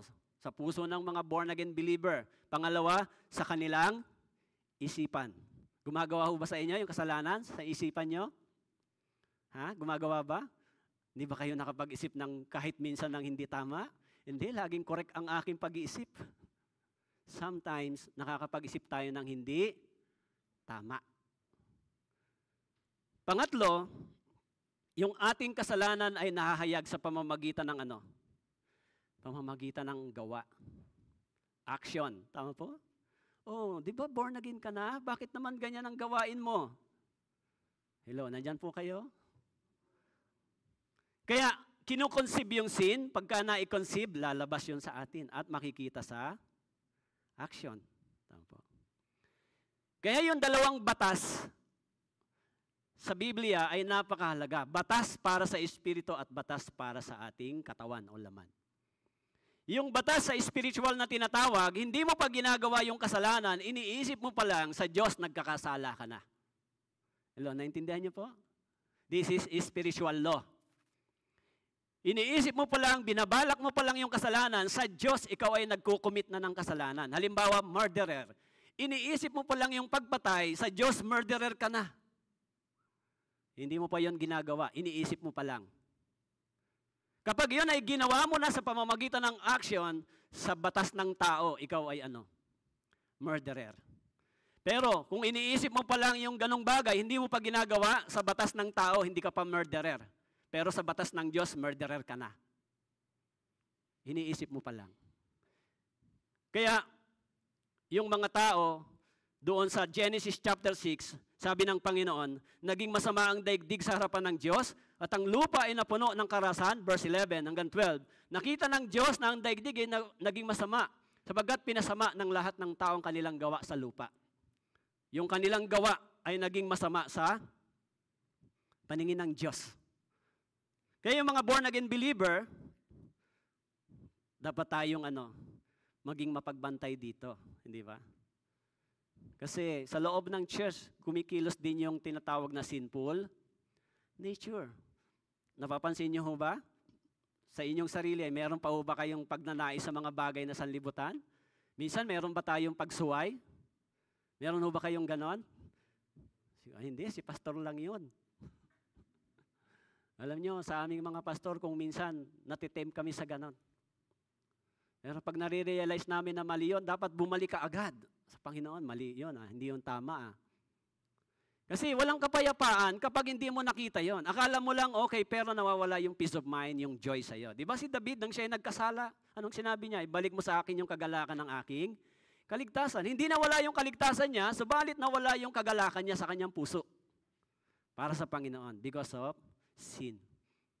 Kaya habang tumatagal, kung kayo po ay hindi nakaka-monitor sa ganong bagay, nawawala na yung joy unti-unti. Kailan yung pinakamasayang bagay na narinig ninyo yung na sumaya kayo? Kailan? Nung narinig niyo yung araw ng inyong salvation. Tama po? Wow! Si Jesus Christ pala. Namatay para sa akin. Pinatawad na pala ako. Galak na galak ang iyong puso. Nalaman mo na si Jesus, pinatawad, iniligtas ka, tapos na, pupunta ka sa langit dahil sa kanyang ginawa. Pero habang tumatagal yung galak na yon, kung hindi mo inalagaan yung katawan mo, yung espiritu mo sa salita ng Diyos, pagsunod, fellowship, pakikinig, kung hindi mo inalagaan yung galak na yon, ay unti-unting maglalaho. At sa bandang huli, manlalamig ka na sa Panginoon. Tatamarin ka na. Dadaan po kayo sa tinatawag na spiritual na wilderness. Dadaan tayo. Di ba? Yung ating buhay spiritual, dadaan sa wilderness. At doon sa gitna ng wilderness, doon mo kailangan yung pagtitiwala, pagsunod, at pagiging mapagpakumbabang puso sa harapan ng Diyos. Yung mga Israelita, ilang beses nila na-experience yung pagtutuwid ng Diyos. Tama po? Tayo rin bilang mga Kristiyano, maaari nating maranasan yan kung hindi tayo magiging mapagbantay. Kaya doon sa Genesis chapter 6 verse 13, ang ginawa ng Panginoon, sinabi niya, ipinasya ko ng wakasan ng lahat ng laman sapagat ang lupa ay napuno ng karahasan nila. The second time, yung unang decision ng Panginoon, wakasan ng laman because of sin. And then the second time, wawakasan din ng laman sa pamamagitan ng Yung una, winakasan yung laman sa pamamagitan ng tubig. Ngayon, wawakasan uli ng Diyos ang laman sa pamamagitan ng apoy. In 2 Peter chapter 3, verse 7. Naghihintay yung nuclear. Tama po? At yung salitang nuclear, yung tinatawag na gera before Second World War, hindi pinag-uusapan masyado. Pero ngayon sa ating panahon, yung usaping ito ay masyado ng topic na sa international community. Yung tinatawag na nuclear war. Mainit ngayon ang usapin tungkol dito. Habang tayo naman ay nangangaral ng totoong ebanghelyo, yung kalagayan naman ng mundong ito ay sumasama, laganap yung flood, laganap yung pagkawasak ng mga bahay, floods, laganap yung kasamaan ng tao, pagre-rebelde ng mga tao sa gobyerno, patuloy yung pagre-rebelde nila, patuloy ang gera, patuloy ang paghahati ng mga bansa, yung mga bansang nasa Middle East nagsama-sama, yung mga bansang nasa West nagsama-sama, hindi na po yan magkakaroon ng solusyon. Papunta na po yan sa sinasabi ng Biblia. So habang nangyayari ito, nagpo-formation para matupad yung plano ng Diyos, tayo namang mga Kristiyano dapat naghahanda rin.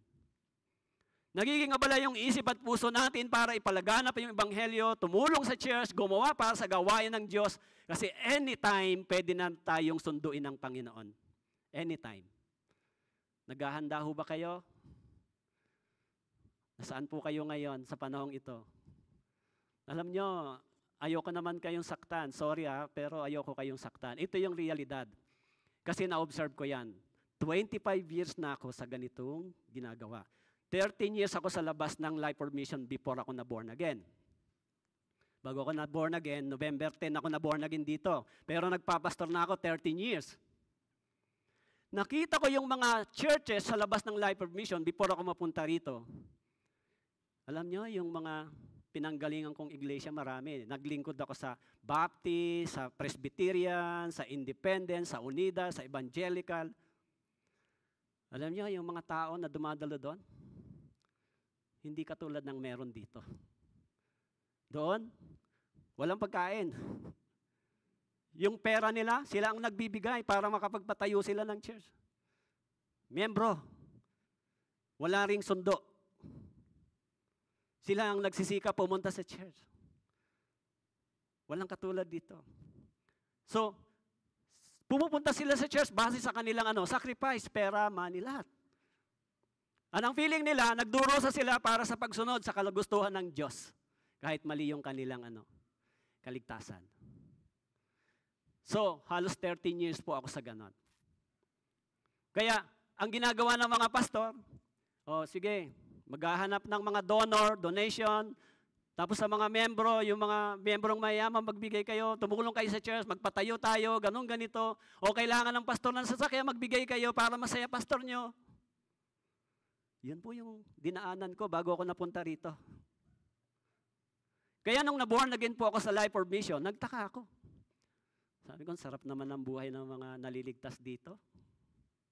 Totoo po yan. Bakit po? Susunduin ka na, tuturuan ka, ihatid ka, pakakainin ka. Samantalang, yung mga pinanggalingan ko noon na dati, hindi po ganon. Pero nagdurusa sila. Iniisip nila na sila ay nagdurusa para sa Diyos. Pupunta sila sa langit. Pag tinanong mo kung paano sila naligtas, yung kaligtasan nila, mali. Paano ka napunta sa langit? Paano ka pupunta sa langit? Nung tinanggap ko si Jesus, paano kung hindi mo tinanggap si Jesus, hindi ka pupunta sa langit? Kung gano'n, yung kaligtasan mo, base sa decision mo, hindi base sa kamatayan ni Jesus. Kaya ako nung na-born again ako, lahat ng mga teaching na dinaanan, pinag-aralan at kinumpara ko, na-discover ko na napakaraming false teaching at doctrine pumasok sa tinatawag na born again community. Kaya nung na-born again po ako dito sa Life for Mission, year 2010, November 10, na-born again po ako, nakinig ako sa First Pastors Bible Seminar. Lumuha pa ako. Kasi sabi ko, ang dami ko ng paghihirap, pagdurusa, yung pala, akala ko ligtas na ako. Pero mahirap tanggapin sa sarili bilang isang dati ng pastor, nag-aaral ako sa seminary, marami nang nalaman, nakasama sa mga grupo. Ang hirap tanggapin sa puso kung hindi ka magiging humble. Dumating sa isip na, aaminin ko ba to sa harap ng mga kasama kong mga pastor, mga ordained sila, grupo. Wala akong nagawa. Naisip ko, mas mabuti nang hamakin nila ako kaysa pagtayo mo sa Panginoon, sabihin ng Diyos, hindi mo ipinahayag yung katotohanan. Mananagot ka. Di ba? Kaya simula nung na-realize ko yun, 7 times bawat isang session, yung Life for Mission seminar na yun, pinakinggan ko kasi hindi ako makapaniwala. Kaya nung na-born again ako dito sa Life for Mission, tumigil po ako muna sa pagtuturo for 6 months. Si Pastor Che ang nag-alaga sa akin. Every week 2 times, nag-aaral ako sa Osorio. Tumigil ako sa pagtuturo kasi na-realize ko marami akong tinuruan na mali ang aking. Pero siyempre, hindi mo kasalanan na magturo ka ng mali. Hindi mo naman gusto magturo ng mali. Magkakaroon ka ng pananagutan sa Diyos, nalaman mo na yung katotohanan at hindi mo ito pinanindigan, doon ka magkakaroon ng pananagutan sa Diyos. Pero that time, naisip ko, hindi ko kasalanan na magturo ng mali. Dahil hindi ko pa alam yung katotohanan that time.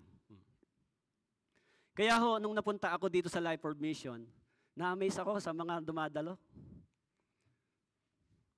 Sa totoo lang po, mapalad yung mga na-born again dito sa Life for Mission. Pagpunta nila, may church na. Pagpunta nila, minsan may pagkain pa, may sundo pa. Tapos, pupunta tayo sa langit, hindi ba? So mapalad kayo. Mapalad yung mga naborn. Samantalang doon sa pinanggalingan ko, walang ganon. Ikaw ang mismong gagastos para sa sarili mo. Kaya, minsan nakakalungkot, di ba? Hindi lang naman dito sa, doon nga sa Kilaway, minsan ganon, sinasabihan ko yung mga member. Alam nyo, pag lagi kayong sinusundo, hindi kayo magsasakripisyo, anong pagpapala ninyo sa langit pagpunta nyo? At minsan, pag nasanay kayo sa ganon, anong blessings meron kayo? Anong sakripisyo para sa Diyos, di ba? Totoo po yan. Pero kahit ganon, sinusundo pa rin sila. Hanggang dumating yung time ng kusa nilang loob, sabi na, Pastor, wag niyo na kami sunduin, magbabiyahe kami. Oh, praise the Lord. Hanggang hindi sila nagmamature sa ganong kaisipan, Pastor, wag mo na kami masyadong intindihin, yung bago na lang, para kami makatulong naman, makagaang sa ginagawa sa loob ng church. O, di praise the Lord. Hanggang mag-mature sila sa ganong pag-iisip. So, yung pagdurusa at pagsasakripisya mo, sister, withdrawin mo na lang pagdating mo sa langit. Tama po? Yan, minsan, nung kami nag-aaral kay Pastor Che, nang nagtuturo, yung isang pastor nagsuggest, Pastor, pwede ba kami makahingi ng certificate? Kasi 6 months kami nag-training. Sabi ni Pastor sa amin, sa langit nyo na lang kunin certificate nyo. Doon na lang kayo kumuha pagka-graduate. Hindi mahalaga certificate dito, di ba? Mahalaga yung serbisyo. So, hindi mo kailangan certificate. Kaya lahat po ng mga diploma ko sa Bible School, lahat, na wala na. Hindi mo na tinitignan yung mga diploma, wala nang silbi ito kasi lahat ng naging bunga nito, puro kasinungalingan yung nakuha mo sa Bible School. Wala na ito. Kaya ho, kayo ay mapalad. Mapalad po kayo dahil dumating yung mga missionary. Kaya nang nagkaroon ako ng pagkakataon mag-share with Pastor Che, nagte-thank you ako sa kanya. Thank you very much dahil kahit noon hindi ako masyadong masunurin, pinagtiyagaan mo pa rin ako. Kasi sa umpisa mahirap, hindi ba? Magbabago ka ng direksyon. Dati kang pastor, magiging brother ka. Sabi ko, ang mahalaga yung katotohanan na tanggap natin. Kaya kung bakit ako nag-stay sa Life for Mission? Because of truth. Because of truth. Yung gospel. Dito ko narinig yung tunay na ebanghelyo. Naligtas yung aking asawa, aking mga anak, pamilya, nanay at tatay. So, isang malaking biyaya ng Diyos yun, hindi ba? Kung naligtas ka, isang malaking biyaya ng Diyos. Ano ang ating isusukli? Di ba? Kung naligtas po kayo sa ebanghelyong iyan. Dahil mapalad po kayo dahil napunta na po kayo sa tama kaagad. Di ba? Kaya hindi na kayo napunta sa mali. So, kung ganon, ano ang dapat niyong gawin? So sabi po ni Pablo sa Romans chapter 12 verse 2, huwag niyong tularan ng sanlibutan ito. Magbago kayo sa pamamagitan ng pagbabago ng inyong pag-isip upang mapatunayan ninyo kung alin ang mabuti, kasiyasiya at lubos na kalooban ng Diyos. Si Pablo sabi niya, huwag na ninyong tularan sa libutan. Ialay na ninyo yung sarili niyo sa Panginoon. Habang nakikita natin yung mundong ito papunta sa pagkawasak, yung mga bansa nagdi-divide, naghahanda sa paggera ng nuclear, naghahanda sila, naglalabanan, nagigera ang Russia at saka Ukraine, wala nang solusyon yan. Habang nakikita natin yung naglilindol, maraming mga kalamidad, habang nakikita natin yan, nagsasabi sa atin yung sitwasyon, malapit na dumating ang Panginoon. Nagpapaalala sa atin. Kanino? Sa ating mga totoong mga ligtas. Habang nakikita natin yung nangyayari sa mundo, yung pagdating ng Panginoon ay nagpapaalala na sa atin. So, ano yung dapat nating ipagpasalamat? Napunta agad tayo sa tunay na Ebanghelyo. Kung magdusa man tayo dito, magsakripisyo, nakatitiyak naman tayo na hindi ito masasayang. Tignan po ninyo yung mga iglesia. Yung mga iglesia, alam nyo ba, isa sa pinakamalaking organisasyon na religion sa ating bansa. Bakit sila malakas at malaki? May toka sila sa pagbibigay sa church. Yung isang dumadalo sa amin, kaya umalis Kasi hindi siya nakapag-tithe ng 2 linggo, pinuntahan siya sa bahay at sinisingil siya.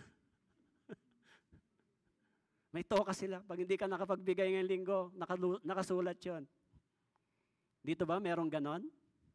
Meron ba? Pinuntahan ba kayo sa bahay? Oy, sister, brother, di ka nagbigay, nasaan na? Wala, di ba? Sana, mga brothers and sisters, ma-realize nyo yan na ang iisipin nyo ganito, ano kaya ang pwede kong i-contribute sa church? Ano kaya ang pwede kong itulong sa gawain, lalo na dito sa Tanawan? Alam nyo, napakabait ng pastor nyo. Si Pastor Che, ang unang-unang Korean pastor na pumunta sa hanggang ngayon, yung appreciation sa kanya, napaka-laki ng pagpapasalamat ko dyan. No? Matiisin yan. Hindi yan nagsasalita kahit may mga brothers and sisters dito sumusunod. Hindi yan nagsasalita. Hindi katulad sa mga Pilipino. Pag sa Pilipino pastor, di sumusunod. Sister, bakit di ka sumusunod? Anong problema mo? Pero yan, hindi kumikibo. Pagkausap mo, malumanay at mabait pa rin. Hindi ba? Mapalad po kayo. Yung Tanawan Church ay mapalad po kayo. Kasi napunta agad kayo sa tamang Ebanghelyo. Ano na lang ang kulang? Pagbibigay ng sarili sa Panginoon. Kung gumagawa kayo sa church, pag gumagawa kayo sa church, huwag niyong isipin na ito ay ginagawa ninyo para sa tao. Huwag niyong isipin po yun. Alam niyo, meron po kaming bahay at lupa sa 13. Pero nung sinabi ni Pastor Che, umalis kayo dyan, mag-mission kayo. Iniwan namin yon dahil inisip namin para sa Panginoon. Komportable na kami doon. Ginagawa namin yon dahil para sa Panginoon. Pero ngayon wala na po yun. Inisip namin para sa Panginoon, ibigay natin yung buhay natin, panahon. Kasi darating ang araw, sabi ng Biblia, tatayo tayo sa harapan ng Diyos para tanungin tayo ng Panginoon, ano ang ginawa mo nung ikaw ay naligtas? Hello, naintindihan niyo po? Kung hindi po kayo tatayo sa harapan ng Diyos para magtanungin ng Diyos, anong reward mo? Okay lang hindi kayo magsakripisyo ngayon. Kasi wala naman kayong inaasahang reward. Kung hindi po kayo totoong naligtas, hindi po kayo magsasakripisyo kasi wala naman sa inyong kaisipan na tatanungin kayo ng Diyos. Pero kung ligtas po tayo, totoong na born again, isipin niyo po yan. Yan po yung lagi na sa isip ko. Darating ang araw, mamamatay ako. Tatayo ako sa harapan ng Diyos at maaaring magtanong ang Panginoon, ano ang iyong ginawa? Iyon yung pagsusulit. Hello, tama po? Tatayo ba kayo? Susulit ba kayo sa Panginoon? Last verse, tignan natin yung Bible verse na yon. 2 Corinthians chapter 5 verse 10.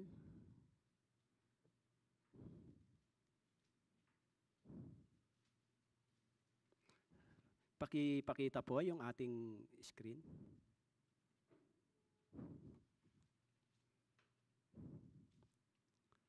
Ay, sa akin yata. Teka, sa akin. Sandali.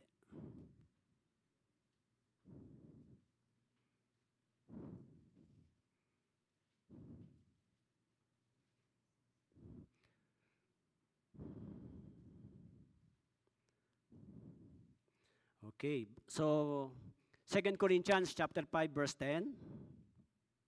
Basahin po nating lahat, 3 to 1. Sapagkat tayong lahat ay kailangang humarap sa hukuman ni Kristo upang bawat isa ay tumanggap ng kabayaran sa mga bagay na ginawa niya sa pamamagitan ng katawan, maging mabuti o masama. 2 Corinthians chapter 5 verse 10. Sabi po rito, sapagkat tayong lahat. Okay po? Tayong lahat. Okay. Sabi ni Pablo,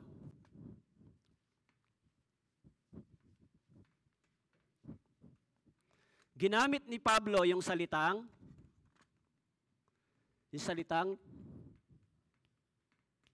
tayo. Tama po? Ang ibig sabihin ng tayo, kasama ba si Pablo dito sa sinabi niya? Oh. Kung ganon, ang tinutukoy ni Pablo dito ay yung yung iglesia. Okay? Yung church. Tama po? Sabi niya, tayo. Maging ako at ikaw. Yun ang ibig sabihin. Tayong lahat tatayo sa hukuman ng Panginoon. Ibig sabihin si Pablo, hindi ito hukuman ng judgment na tinatawag na white throne judgment. Tama po? Kasi ligtas si Pablo. Yan sabi niya, tayong lahat kailangang humarap sa hukuman ni Kristo. Para ano daw? Sabi diyan, upang bawat isa ay tumanggap ng kabayaran sa mga bagay na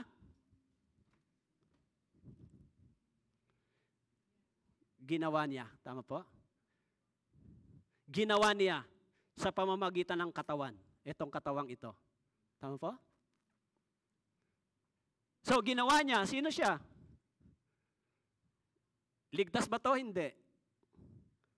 Ligtas po ito? Hindi. Ligtas. Ginawa ng isang ligtas. Ikaw yon at ako. Ang problema, kung wala kang ginawa. Anong kabayaran ang tatanggapin mo kung wala kang ginawa? Kasi sabi diyan, tatanggap ng kabayaran. Ang mga gumawa, paano kung wala kang ginawa? Tama po?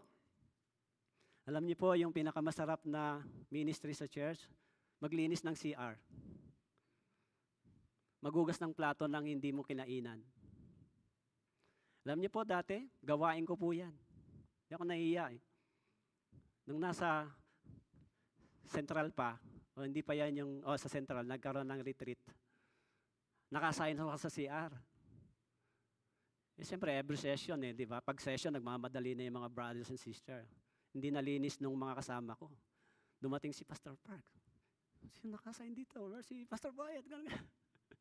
Siyempre, hindi malinis, basang-basa nagsisimula na yung session, di kinuha ko yung map, ako naglinis ko. Sabi ni Pastor, no, that's not you. Wala namang problema kung maglinis ako ng CR. Anong problema doon? Walang problema kung maghugas ako ng plato. Anong problema doon? Dati ko yung ginagawa nung nasa church ako, naglilinis. Hindi yun masama sa paningin ng iba, sa paningin ng Diyos. Tama po? Yun ay maganda sa paningin ng Diyos at sa paningin ng mga brothers and sister. Meron yung iba, ayoko niyan. Sa church, sa Kilaway, hindi ko yung pinapayagan. Hindi pwede. Pag hindi nyo ginawa yan, ako gagawa niyan. Pag nakita nila ako humawak ng gusa, naglilinis, Pastor, wag na kayong kumilos, kami na. Napupursige sila pumunta sa church. Di sila naglilinis. Kasi pag hindi kayo naglinis, ako maglilinis niyan. Bakit? Ako tatanggap ng reward, hindi kayo. Tama po? The best ministry yan sa loob ng church. Pero yung kakain ka lang, uuwi, wala kang gagawin. Bilang mga Kristiyano, mga brothers and sisters, hanapin natin yung maluwalhati sa paningin ng Diyos. Subukan nating ibaba yung ating pride, yung ating sarili. Tanggapin natin yung isa't isa, mga brothers and sisters. Kahit mahihina, tanggapin natin kasi tinanggap din tayo ng Diyos. Marami rin tayong kamalian sa paningin ng Diyos, tinanggap tayo. Kung may kamalian din yung iba sa atin, tanggapin din natin katulad ng pagtanggap natin sa Panginoon, sa atin ng Diyos, di ba? So, yun ay nangyayari because of love, di ba? Tinanggap natin yung pag-ibig sa Panginoon. Kailan dapat gamitin yung love? Kapag nagbibigay lang sila, kapag magandang samahan nyo? Hindi. Yung pag-ibig sa panahon ng nagkakamali yung isa. Tama po? Kasi wala namang problema. Kung mabuti ka sa akin, di madali lang gawin yun. Pero minsan meron kang mistakes. Andun pa rin dapat yung love bilang brothers and sisters. Pero kung hindi yun mangyayari, sabi nga ni Pablo, magkakagatan kayo sa isa't isa, maubos kayo, sino matitira? Mahirap po gawin yan kasi pinag-isa na tayo ng Panginoon. Kailangan mahalin natin yung church. Alang-alang sa Panginoon, sa church, brothers and sisters, tayo mismo i-commit natin yung sarili natin. Huwag nating ilayo. Dapat tayo, marunong tayong tumanggap ng, sabi ng Biblia di ba? Ang mga Kristiyano sumusunod at nakikinig. Pag sinabing doon ka, okay, walang problema. Ako, pag sinabihan nyo, Pastor, doon ka sa CR, walang problema. Problema ba yon? Bakit po? Kasi ginawa natin yon para sa Panginoon, hindi para sa tao. Alam niyo ba, nung nag-fellowship kami for the last, yung mga evangelist, nagtitestimony sila, nahirapan sila, kulang sa kaalaman, sabi ko sa kanila, mapalad tayo. Maraming mas matatalino kaysa sa atin. Mga nag-aaral ng matataas na kurso sa theological seminary. Mga degree holder sila. Pero hindi sila ang pinili ng Diyos tawagin para mangaral. Tayong mga mahina at walang alam. So, mapalad tayo. Wala nga tayong alam, pero binigyan tayo ng Diyos magamit, mangaral. Tama po? Pwede naman yung mga matatalinong tao, may mga degree holder, pwede naman sila magturo, di ba? Kung ang kwalifikasyon ng Diyos, kailangan nyo magturo sa inyo, mga graduate ng ganito, matatalino, magagaling, hindi tayo pasado ron. Pero tayong mga mahina, mga walang alam, sige lang. Kaya nagsisikap matuto sa ilalim ng biyaya ng Diyos. So, sorry po at nag-extend ako. But anyway, sana po ay meron po kayong natutunan na ipanalangin nyo rin po kami sa Kailaway at ipapanalangin din po namin yung Tanawan Church. Tayo po ay manalangin.